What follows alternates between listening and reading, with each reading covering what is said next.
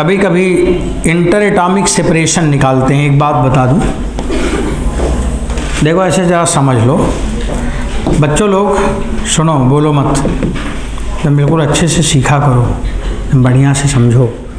देखो ये inter atomic spacing है, ये एक ऊपर एटम है, एक नीचे एटम है, ये नीचे एटम है ना।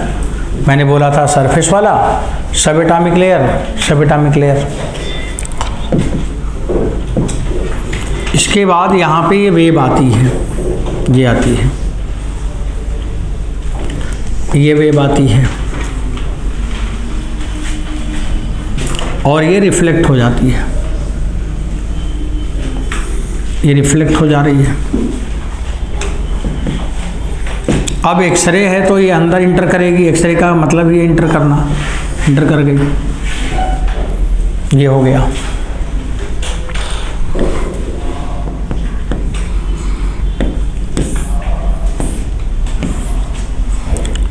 ये एक्सरे आ रही है और ये इधर जा रही है।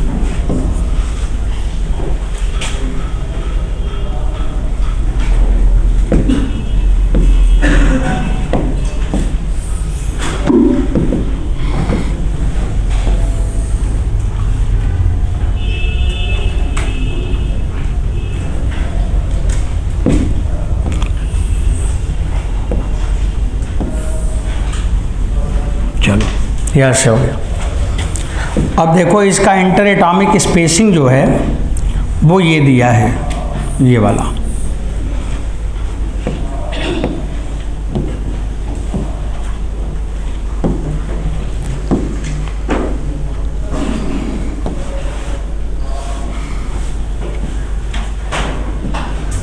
ये बच्चों इसमें पाथ डिफरेंस आया है ना, दो वेव गई हैं तो पाथ डिफरेंस नहीं आया है क्या? आया है। अब अगर ये मान लो कि इंसिडेंस है यहाँ पे एंगल थीटा, थोड़ा से बताना आप लोग हमें, ये थीटा है तो अगर ये थीटा है तो ये क्या होगा 90 माइनस थीटा, और ये क्या होगा थीटा, ये क्या होगा 90 माइनस थीटा, ये होगा थीटा। अब देखो ये 90 है तो ये स्पेसिंग क्या है d है, ये क्या है d है, और ये जो पाथ डिफरेंस है,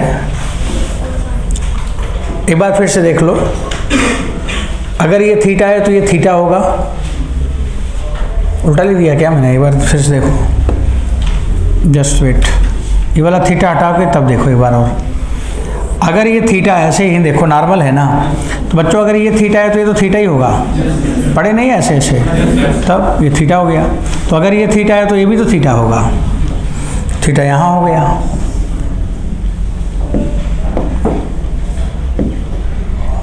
अब ऐसे थोड़ा बताना है आपको, अगर ये थीटा है और ये हाइपोटेन्यूस है तो ये परपेंडिकुलर हुआ कि नहीं? ये परपेंडिकुलर हुआ कि नहीं? तो बच्चों ये बताओ कि दोनों वेव में पाथ डिफरेंस कितना है? पाथ डिफरेंस यहाँ पे होगा d साइन थीटा, यहाँ पे होगा d साइन थीटा, तो पाथ डिफरेंस कितना हुआ 2d साइन थीटा, और 2d साइन थीटा बराबर क्या हुआ n लैम्डा, यहाँ पे n का मान 1 2 3। आपसे कभी कभी क्वेश्चन में दे देता है, बोलेगा कि सेकंड ऑर्डर के लिए एक्सरे वेवलेंथ इतनी है और ये एंगल पे इंसिडेंट हुआ, तो बताओ इंटर एटॉमिक सेपरेशन क्या है। सवाल पूछेगा कि इस एंगल पे एक्सरे इंसिडेंट हुआ किसी क्रिस्टल पर और डिफ्रैक्शन में थर्ड ऑर्डर मिल रहा है, तो n बराबर 3 हो गया, वेवलेंथ दिया है, एंगल दिया है, तो क्या पूछेगा what is the inter atomic separation. इसी को कहते हैं ब्रैग लॉ। क्या बोलते हैं? Bragg's law. ब्रैग्स लॉ पे मॉडर्न फिजिक्स में क्वेश्चन कुछ नहीं है, मॉडर्न फिजिक्स इसलिए आसान है ना कि बच्चों का इसमें सवाल का आंसर मिल जा रहा है, बस उनको नाम पता होना चाहिए। एकदम सरफेस के सवाल होते हैं, इसी को बोलते हैं ब्रैग्स लॉ। ब्रैग्स लॉ ये है। इसमें इंटर एटॉमिक सेपरेशन चाहिए आपको। इसमें थीटा होगा, angle at which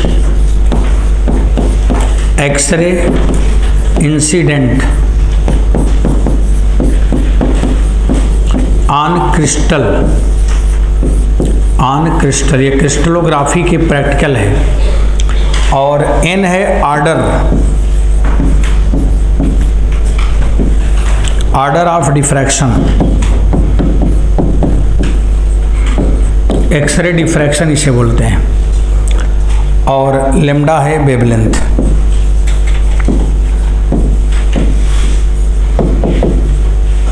wavelength of x ray.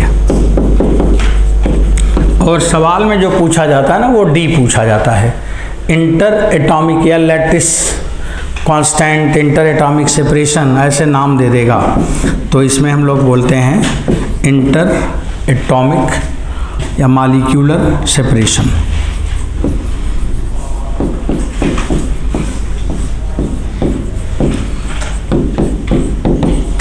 इसे ब्रैग लॉ बोलते हैं, Bragg's diffraction law.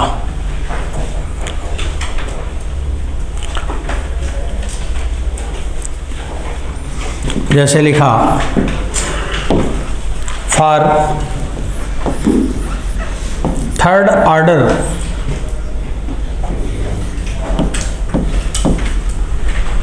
Of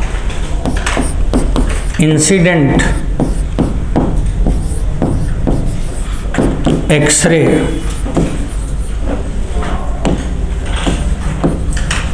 at 30 degree on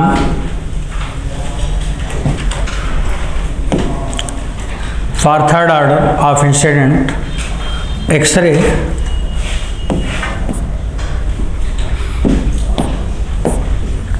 of wavelength, X-ray of lambda बराबर 40 एंगस्ट्रॉम, 40 या कम ही रखो, 10 angstrom incident at 30 degree, then interatomic separation is interatomic separation is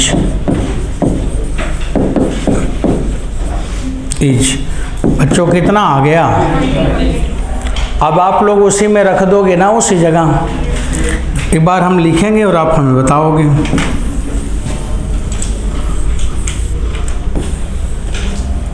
क्या लिखा जाएगा? Solution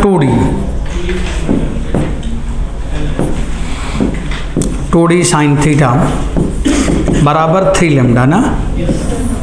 अब वैल्यू रखा जाए, बस सिर्फ वैल्यू रखा जाए, एकदम आसान बातें होती हैं। देखो ऐसे सवाल आते हैं, साइन 30 और 3 और लेम्डा का मान 10 एंगस्ट्रॉम, तो ये साइन 30 तो कट ही जाएगा, तो डी बराबर बच्चों है 30 एंगस्ट्रॉम।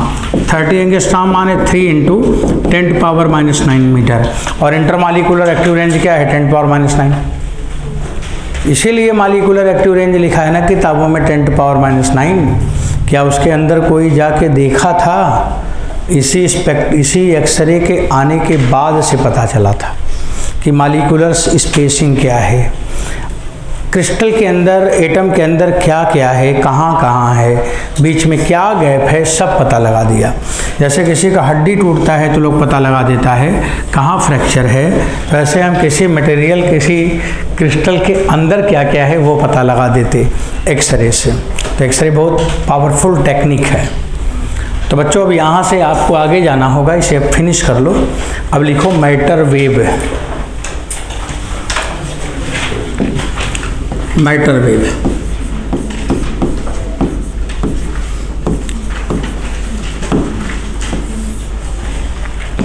थोड़ा मैटर वेव की बात कर लेंगे।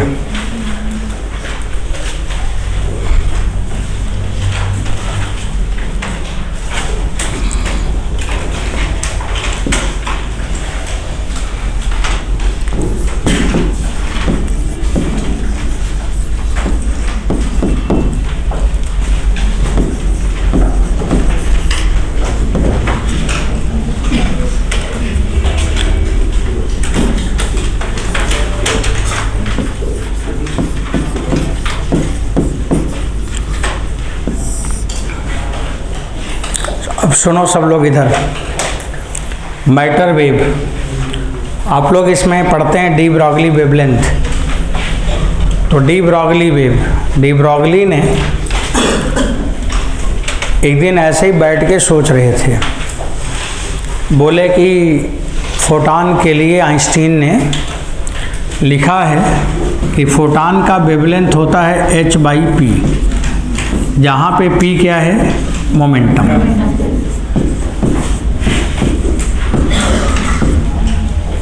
और अगर मोमेंटम ऑफ फोटॉन लिखा जाए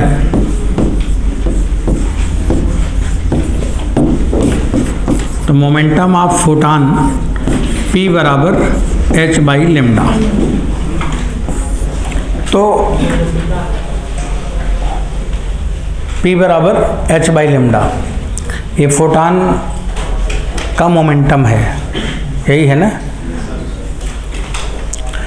hc/nu लिखो चाहे h/λ लिखो। अब ये फोटॉन का मोमेंटम है h/λ। तो डी ब्रॉगली ने सोचा कि जब फोटॉन वेव है और उसमें मोमेंटम आता है, तो फिर जिसमें मोमेंटम है उसमें वेव आएगा। अगर वेव है तो मोमेंटम बनता है, वेवलेंथ है तो मोमेंटम आ जाता है। डुअल नेचर, डुअलिटी, यही डुअलिटी है, यही डुअल नेचर है। तो असली डुअल नेचर इसने बताया, बोला कि वेव से अगर पार्टिकल बन रहा है तो फिर पार्टिकल से वेव बन रहा है। बोला कि जिसका भी मोमेंटम हमें मिल जाए, तो अगर उसमें मोमेंटम है तो इट एसोसिएटेड वेव नेचर। तो every particle associated a wavelength, every particle have wave, उसे वेव जनरेट करेगा, उसमें वेव होगा। तो उस वेव को क्या नाम पड़ा, डी ब्रॉगली वेव। तो बच्चों यहाँ पे उसी से इंस्पायर्ड होकर इन्होंने लिखा, तो लिखा है कि एवरी मैटर हैव वेवलेंथ। तो every matter, every moving matter, moving body, matter associated wave, associated wave having wavelength lambda, having wavelength lambda बराबर h/p, known as matter wave।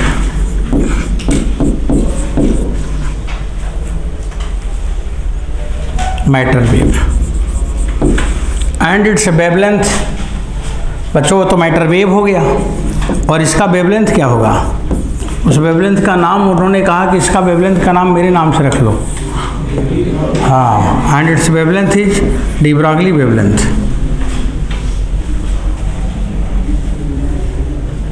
बस इतना लिखो, मैटर वेव आगे नहीं लिखना है, जरूरत नहीं है। मैटर वेव बस, वो मैटर वेव है। तो बच्चों मैटर वेव जरा समझो कि ये कैसा वेव है। इलेक्ट्रोमैग्नेटिक वेव है क्या? तो मैटर वेव वैक्यूम में भी चलेगा, मैटर वेव वैक्यूम में भी चलेगा। इसका मतलब ये नॉन मैकेनिकल वेव है। मैटर वेव में मास है, पार्टिकल है, और अगर पार्टिकल है तो क्या है, मैकेनिकल वेव है। तो मैटर वेव कैसा वेव है? तो मैटर वेव माने क्या, इलेक्ट्रोमैग्नेटिक वेव है। तो इलेक्ट्रोमैग्नेटिक वेव है कि नहीं है? वैक्यूम में भी चलता है, इसका मतलब ये नॉन मैकेनिकल भी है। तो मैटर वेव एक अलग तरह का वेव है कि वो मैकेनिकल है कि नॉन मैकेनिकल है, पता नहीं क्या है, उसका नाम ही मैटर वेव है। अगर वो मैकेनिकल होता तो मैकेनिकल नाम पड़ता, नॉन मैकेनिकल होता तो नॉन मैकेनिकल नाम पड़ता।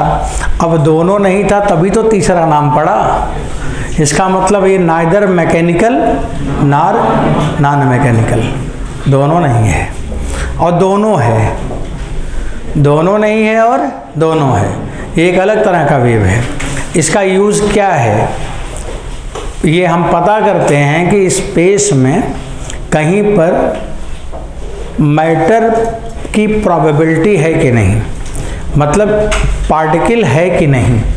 अगर पार्टिकल स्पेस में कहीं है कि नहीं, अगर है तो वहाँ पे डी ब्रॉगली वेव मिलेगा। तो इसका यूज़ क्या है, स्पेस में हमें ये पता लगाना कि मैटर वेव है कि नहीं, मतलब पार्टिकल है कि नहीं। तो finding probability of particle in space मेरा मेन मोटिव क्या है, finding probability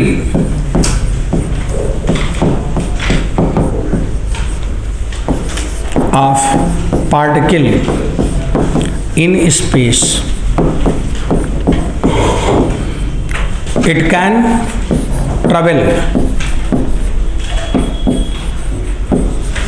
travel in free space, in free space, free space में चल सकती है।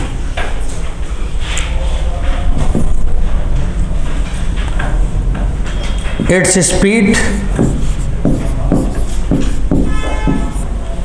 ऑलवेज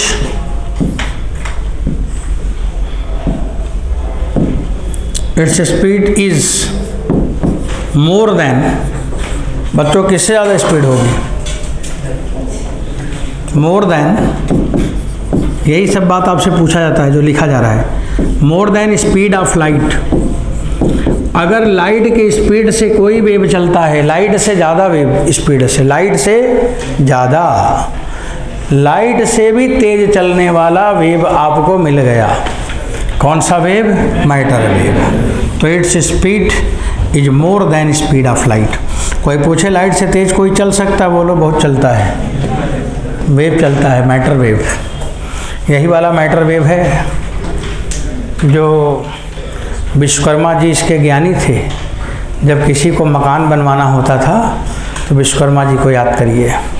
विश्वकर्मा जी आते थे, क्या चाहिए, बोलता था अमेरिका का वाइट हाउस, और बोलते ठीक, थोड़ी देर में वहाँ का वाइट हाउस गायब, यहाँ बन के तैयार। तो ये उनके पास इसका ज्ञान था, वो मैटर को वेव के फॉर्म में ट्रांसपोर्ट कर देते थे, और इतनी स्पीड से जाता था कि पता भी नहीं चलता था, लाइट से तेज़ स्पीड से पहुँच जाता था।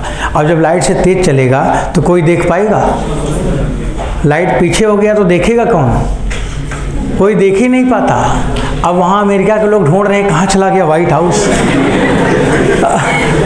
वो देख ही नहीं पाएंगे, उनका सैटेलाइट पकड़ ही नहीं पाया, और वहाँ का वाइट हाउस इंडिया में तैयार है। बोला गया ये देखो इंडिया पावर ऑफ इंडिया। यहीं के थे विश्वकर्मा जी, विश्वकर्मा पूजा होता है ना, विश्वकर्मा भगवान, तो फैक्ट्री के लोग विश्वकर्मा जी बहुत मानते हैं, क्योंकि वही वो चाहते हैं कि इधर का फैक्ट्री उधर चला जाए, उधर का इधर आ जाए। तो एनीवे, तो बच्चों इसकी टेक्निक किसके पास थी मैं वो बता रहा था, और वो इतनी स्पीड से वेव चलता था कि लाइट से तेज कोई देख ही नहीं पाया, आज तक कि हुआ कैसे ये। तो यही है मैटर वेव। तो इसका ज्ञान आपके कंट्री में था, धीरे धीरे आप लोग फिर से इकट्ठा करिए। चलो आगे फिर बढ़ते हैं बच्चों। ये जो वेव होता है ना, इसके लिए कोई चार्ज वार्ज की ज़रूरत नहीं है, पार्टिकल में कोई चार्ज हो चाहे ना हो। तो मैटर वेव है कौन कौन से charge, neutral particle as well as charge particle. तो both charge particle and neutral particle, charge particle and neutral particle,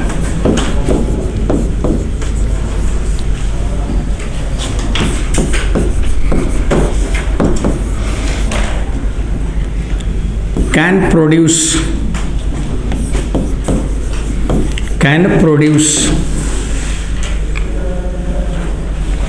matter wave,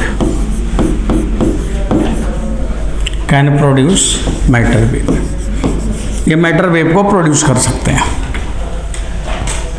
कुछ एग्जाम्पल लेते हैं अब डायरेक्ट, आपको बस मैटर वेव के बारे में यही 2-3 पॉइंट लिखने थे, जानने थे कि पहली बात तो मेन क्या है, पार्टिकल स्पेस में है कि नहीं, रिसर्च के लिए यूज़ करते हैं। फ्री स्पेस में चल सकता है, इसलिए कहीं भी जा सकता है, और इसकी स्पीड लाइट से अधिक होता है, ये इम्पॉर्टेंट लाइन थी।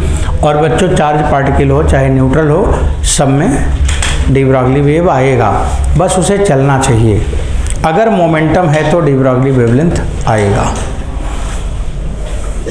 कुछ एग्जाम्पल लेते हैं।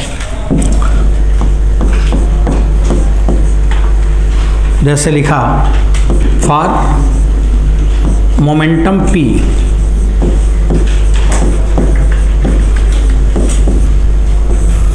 बच्चों लेमडा बराबर क्या लिखोगे, h/p। और ये लेमडा के नीचे ना हम लोग कभी कभी मैटर लिख देते हैं, लिखो तो भी ठीक है, नहीं लिखो तो भी ठीक है, ये मैटर वेव आ गया। h है प्लैंक कांस्टेंट और p है मोमेंटम। जैसे मान लो अगर ये लिखा गया कि इसका मोमेंटम 2 10⁻⁻10 किलोग्राम मीटर पर सेकंड है, कोई पार्टिकल है, वो छोटा सा पार्टिकल है, और इसका मोमेंटम इतना दिया है, तो पूछा है कि बताओ डी ब्रॉगली वेवलेंथ कितना होगा। हाँ, अब आप निकाल ही लोगे इसको। तो लिखा है कि डी ब्रॉगली वेवलेंथ क्या होगा, तो लेमडा बराबर 6.4 इंटू 10⁻⁻34 और 2 इंटू 10⁻⁻10 हो गया, लगा दिया जाए तो 3.2 इंटू 10⁻⁻24 मीटर। एंगस्ट्रॉम बनाना तो एंगस्ट्रॉम बना लो। ये वेवलेंथ बहुत छोटा वेवलेंथ है। अब देखो, अगर ये p का मान जितना बड़ा होगा लेमडा उतना छोटा होगा और वेवलेंथ उतना ही कम होगा। अब जो आजकल हम लोग सेंसर यूज कर रहे हैं वो कौन से वेव को पकड़ रहा है, मैटर वेव को ही पकड़ रहा है। हम यही सेंसर बना रहे हैं जो कार और बना रहे हैं ऑटोमेटिक, कि जब वो चलेगी और रिलेटिव मोशन होगा तो तुरंत वो वेवलेंथ को डिटेक्ट कर लेगा कि यहाँ कोई मूविंग बॉडी है या कोई बॉडी है जिसके रिस्पेक्ट में कार चल रही है, तो वो चेंज हुआ कि वो समझ लिया। तो ये सारे सेंसर हम लोग यूज़ कर रहे हैं। और देखो, जैसे कोई ब्लाइंड मैन होते हैं वो भी रोड पे चलते हैं और उस पर कई लोग जो सही हैं और सही होके ब्लाइंड हैं वो कार चलाते हैं, बाइक चलाते हैं, टेढ़ा मेढ़ा चलाते हैं, आँख है तो भी ब्लाइंड हैं, क्योंकि मन कहीं तन कहीं कार कहीं चल रहे हैं तो वो लोग चला रहे हैं। अब वो जो आदमी है उनसे भी बच लेता है जबकि उसको दिख नहीं रहा है, तो इसका मतलब उसको कोई वेव का फीलिंग होता होगा ना, उससे पूछो तो बताएगा कि हमें आइडिया लग जाता है कोई जा रहा है, अपना बगल हो जाता है, अपना इधर हो जाता है, तो वो मैटर वेव जैसा ही वेव वो डिटेक्ट करता होगा। ऐसे ही हम सेंसर तमाम बना रहे हैं आजकल। अब कुछ और एग्जाम्पल, कुछ ऐसे लगातार एग्जाम्पल लिखना है। जब हमने लेमडा बराबर लिखा h/p, तो बच्चों h/p माने √2m kinetic energy, kinetic energy.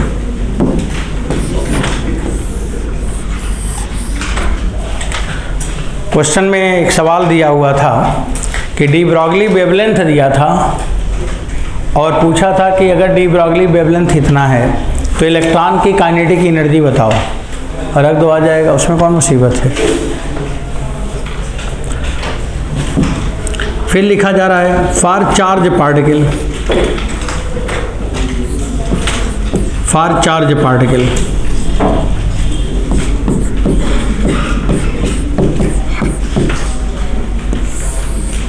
अगर कोई चार्ज पार्टिकल है तो लेमडा बराबर h/√2m और काइनेटिक एनर्जी होता है चार्ज इंटू पोटेंशियल,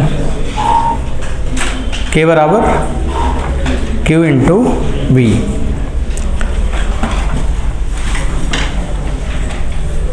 फिर लिखेंगे फॉर इलेक्ट्रॉन, फॉर इलेक्ट्रॉन तो लेमडा बराबर h/√2me mass of electron into e into v. और अगर इसको रखा जाए तो हमें वैल्यू मिल जाएगा, सब तो कांस्टेंट है, तो बच्चों लेमडा इनवर्सली प्रोपोर्शनल टू क्या होगा, अप्लाइड वोल्टेज। और ये किसकी प्रॉपर्टी है, इलेक्ट्रॉन माइक्रोस्कोप। अगर इसकी वैल्यू निकालोगे तो ये आता है 12.27, क्या आता है 12.27 अपान रूट वी। अब वी का मान रखते जाओगे वैल्यू आता जाएगा, इसको लगाओगे ना तो ये लगभग इतना ही आता है 12.27 एंगस्ट्रॉम और नीचे क्या है रूट वी। ये इलेक्ट्रॉन माइक्रोस्कोप है। तो एक डिवाइस कभी कभी आपके ऑब्जेक्टिव पेपर में आता है कि इलेक्ट्रॉन माइक्रोस्कोप बेस्ड है, electron microscope based on de Broglie wave, de Broglie wave, वो डी ब्रॉगली वेव पे बेस्ड है। सही है, ये बात हो गया। अब अगर लिखा जाए फॉर थर्मल न्यूट्रॉन,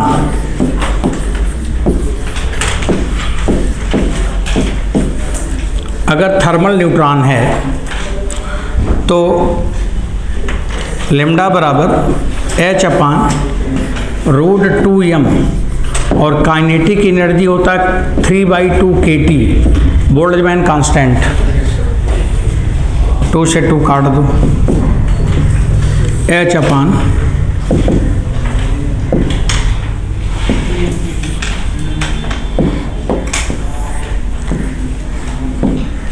बच्चों लेमडा बराबर आएगा H upon under root 3m kT।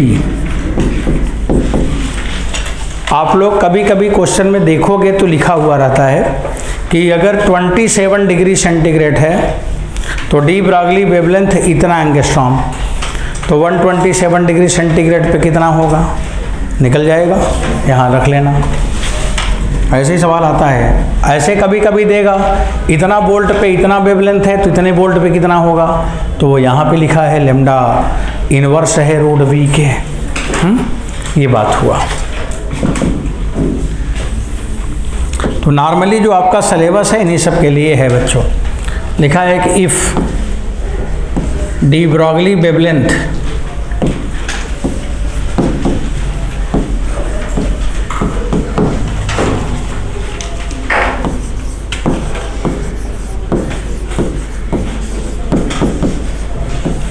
at 27 degree at 127 degree is lambda naught, then find de Broglie wavelength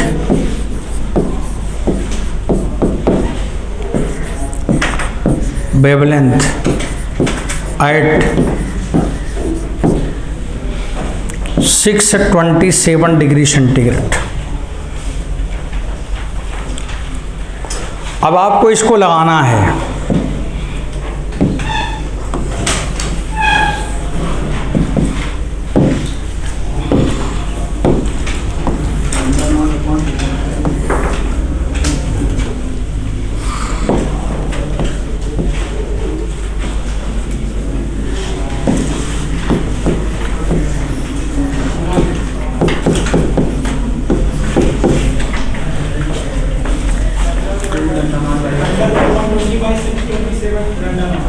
ठीक।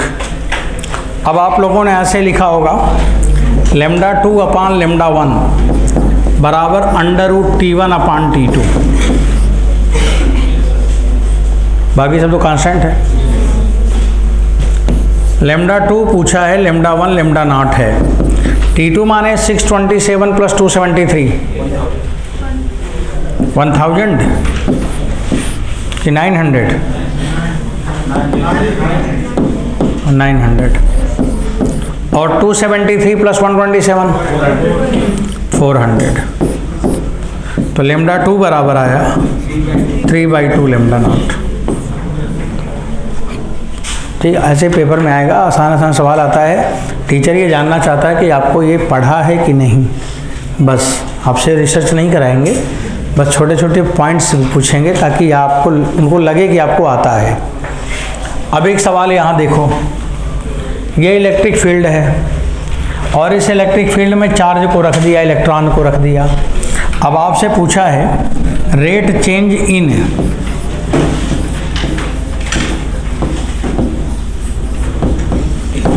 इन de Broglie wavelength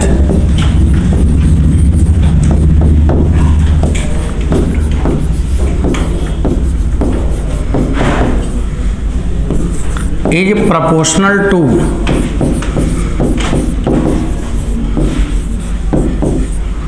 option 1/t, option B 1/t², option C 1/t³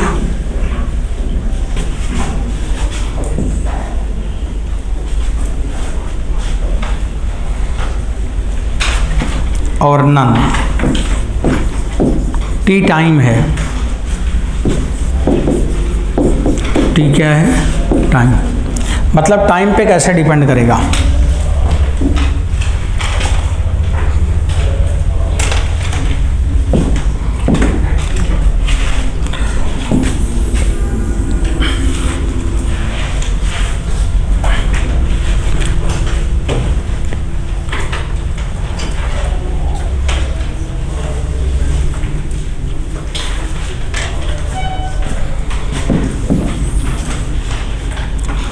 अब देखो इसको कैसे लगाएंगे। अब बच्चों डी ब्रॉगली वेवलेंथ है क्या? अब पहले तो मोमेंटम निकालो। मोमेंटम P बराबर क्या लिखोगे? mv, ये लिखोगे, थोड़ा डिस्कस कर देता हूँ। mv, अब v बराबर क्या आएगा? at, v बराबर क्या होता है? u + at। a का मान फोर्स अपॉन मास, सही है।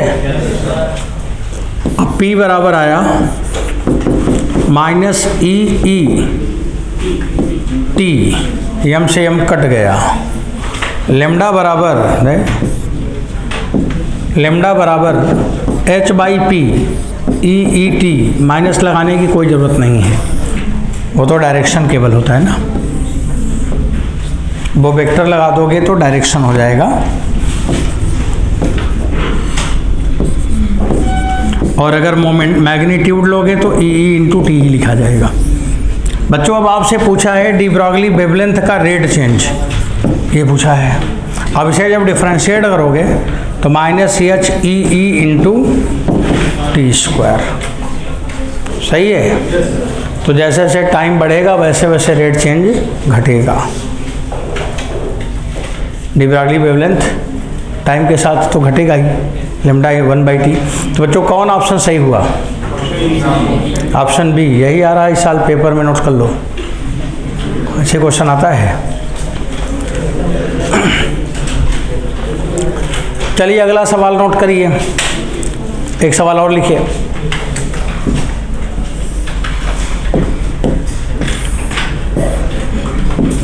लिखा है if 2 electron having de Broglie wavelength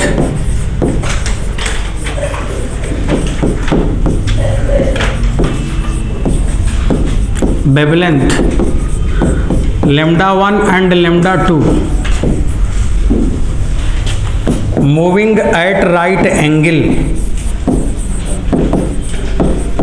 then find de Broglie wavelength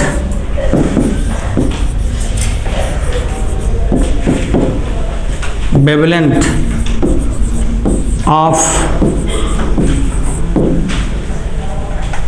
de Broglie wavelength of electron